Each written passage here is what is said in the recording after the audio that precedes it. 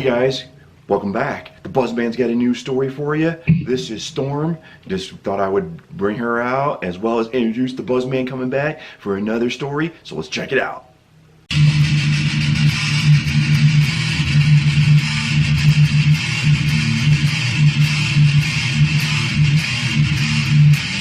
Hey guys, back for the Buzzman vlog. I hope you guys enjoy it. It's a really cool, funny story. So I'm so glad he's back and off his brief hiatus to give us another story. So check it out, see what you think, and as always, come back here on Wednesday this time because this is Saturday. So Wednesday, come back and see me again here at PlotsVoice.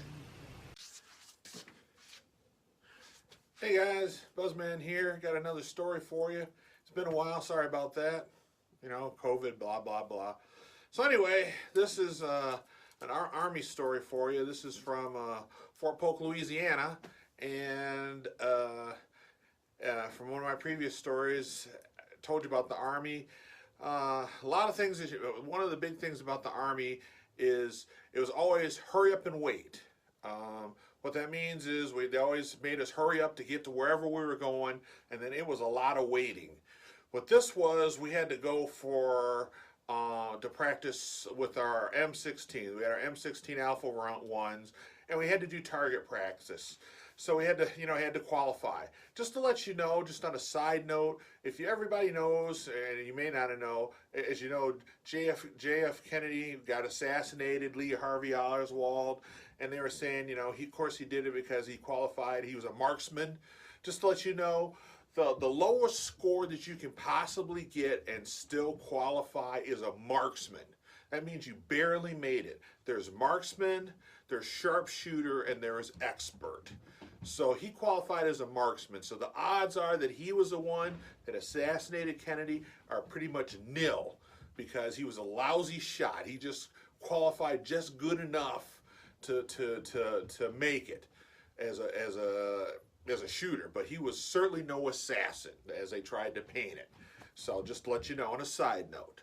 Anyway, so we were sitting there, so we had to wait. There was a group ahead of us, so we had to wait around. So what do you got? A whole bunch of soldiers sitting around waiting around. And of course, just to let you know, this place, it's like we're sitting in the driveway and it's a bunch of just gravel sitting there. So we're sitting there waiting around, we got our rifles and of course, you got a bunch of soldiers that are bored, and at Fort Polk, Louisiana, it's hot, and it's sunny, and we're sweating, and we're bored. So people started, and there's a bunch of little rocks, so people start tossing rocks, right, back and forth at each other. Nothing hard, because, we're like, what the heck? We're soldiers. Boom, plink, plink, plink, and they're tossing rocks.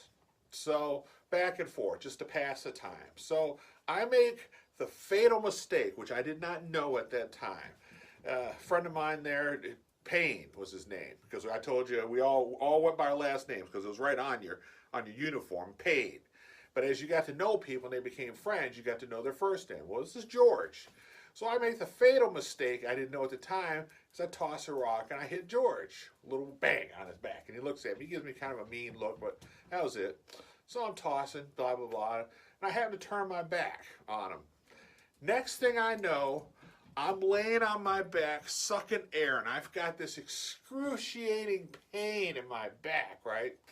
And I was like, and I'm like, I don't know what happened. Like somebody hit me in the back with a bat or something. I'm like, oh my God. Well, of course, even in that excruciating pain, I'm making sure I know where my rifle is, because one of the things they drilled into, you never lose that rifle.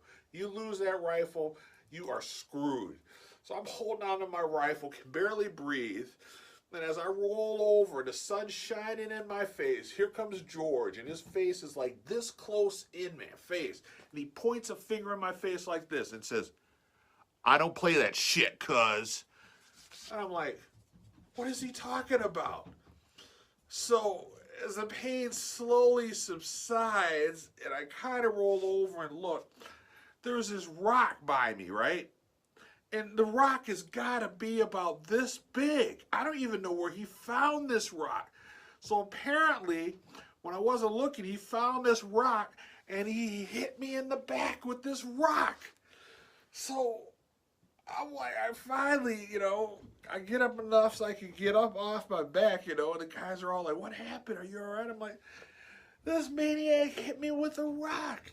I'm like, George, what the hell's wrong with you? And he's like, I don't play that shit, cuz. I don't play all that little piddly throwing rock stuff. If you're gonna come at me with a rock, you better be prepared to go to war. I'm like, George, we're friends. He goes, we're friends, but I don't play that shit. I'm like, oh my God. Okay, you got me. You got me. All right, I'll never do that again. So the guys are all looking at him and like, okay, so no, all the rocks drop. Nobody wants to play rocks anymore because they're like, oh my God. And they're all like, okay, Jesus Christ, what the hell's wrong with George? And I was like, I guess he doesn't play that shit. So finally, we go and we do our qualifying and stuff. I can't say that I qualified as an expert. I did make sharpshooter, but so that's over and we're done. And then we go back. And I was like, so I mean, my back hurt for days because of that stuff, right? And slowly but surely, and I talked to George. He's like, man, you know what?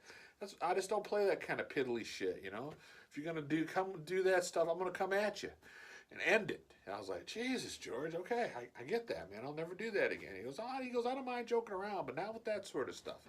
Not with that, I was like, okay, I understand, He goes, that's just how I was brought up, man. If someone comes at you, you end them. Because if you don't end them, they'll come back at you. I was like, oh, okay. I go, obviously where George grew up, he grew up in a tough place. So I understand. George, I want to have as backup. But I am never going to go against George and piss him off. So I'm never going to do that. So all is forgiven and we're fine. Now, I don't know, maybe a month or two goes by. And, every time we do our stuff, and at lunchtime we all go to the cafeteria, and then it's hot as hell in Louisiana, so especially in the summer. So after lunch, we all go to the barracks, and it's air conditioning. And they're just like apartments, like any place else, It's a two-man room. We go to there, we chill out till it's time for formation. So I'm going on my way to the barracks, and somebody says something, so I turn, and just as I turn, thank goodness I turned, this rock goes whizzing by me. And I mean, the only reason it missed me is because I turned to see what they said. And it's like, whoosh. And I look, and there goes George running and laughing. I was like, oh my God, what the hell is wrong with him? I thought he didn't play this shit, right? So I go and I grab that rock, and I go hauling ass after George, right? And I catch his ass, and I got the rock cocked. I'm ready to blast his ass with this rock, right? He's like, okay, man, you got me. And I'm probably maybe 10 feet away from George. I got the rock cocked, and I'm ready to get him. He's like, no, man, you got me, man, you got me. He goes, you can get me, man, but, man, it's too easy. It's too easy. It's too easy, man. I go, I thought you didn't play that shit. What would you throw the rock at me for? He goes, I don't know, man. I know. I'm sorry, man. I should have done it. You're right. But you don't want to give me that. It's too easy. You got me dead to rights. You got me. He goes, I'm like, George, you're lucky I'm a good guy. You're right. It's too easy. So I'm going to let you go this time, but I'm going to get you one of these days for this, all right? Just you understand that. And he's like, okay, you're right. You're right. You owe me. All right. So you can see his shoulders relax, and as George turns and starts to go away, I throw that rock at him with all my might, and I hit him right here in the ankle, and it hits him, and he's like, oh!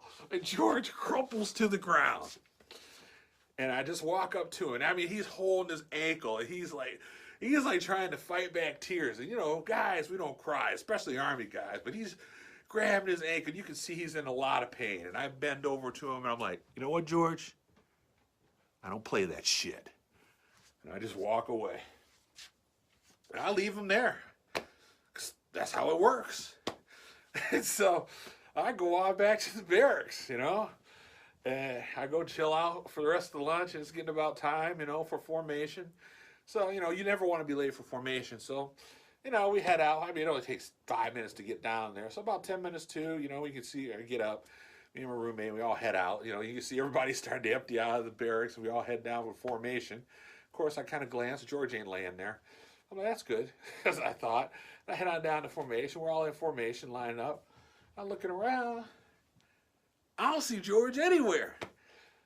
formation, they go through stuff. There is no George. Formation breaks up.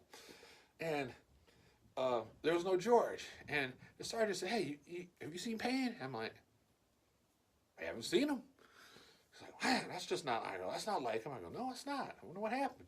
So I saw him at lunch, but I haven't seen him since. It's like, huh. All right, so I go off on the job. Then we have our end of day formation. So we all line up for formation before end of day and then dismiss us for the day. We get there, we're all lined up. There's no George. We have our formation, and it's like, I'm looking around, and I was like, what happened to George? And the guy says, I don't know. And then I go to his boss, or and it's his sergeant. I go, where's George? He said, oh, he's at the med center. Apparently, he tripped and he banged up his leg, so he's at the med center. I was like, oh man, I better go check on him, see how he's doing. So I go to the med center to check on George, and they got George all bandaged up, and it got him in a cast. So apparently, and he said, and I go, well, what happened to you, George? And we're all go check on him. What happened, George? He's like, oh man, I wasn't paying attention on my way back from lunch, and I tripped, and I fell, and I hit the sidewalk just right. Apparently, I chipped my bone a little bit here. It's going to heal back because the bone's right there, but they put me in a cast and stuff. I'm going to be on crutches for another 4 to 6 weeks or so. I was like, oh, that's terrible, George. And I was like, and I just kind of looked at him, and I smirked, and he kind of looked at me, and he just gave me the nod. And that was all that was ever said about that. But I'll tell you what, George never, ever messed with me again. And that's really pretty much the story, So, I just, he messed with me, and I returned the favor to him, and that's just how it is, But we had an understanding, so me and George, of course, were great friends, and he had my back and I had his, and he never, never, ever played with me again because he knew. I learned that lesson from him and gave it back to him, and we were the best of pens. So that's my story for the day. Hope you enjoyed it, and I'm glad it brings back memories for me. So I think at the end, George got the worst of the two. So, all right, good. Glad I could tell you this story. Of course, I got more stories I'll share with you later. So hope you have a good day. Hope you guys stay safe and healthy with this whole Corona crap going on, and I'll talk to you later. As always, peace out.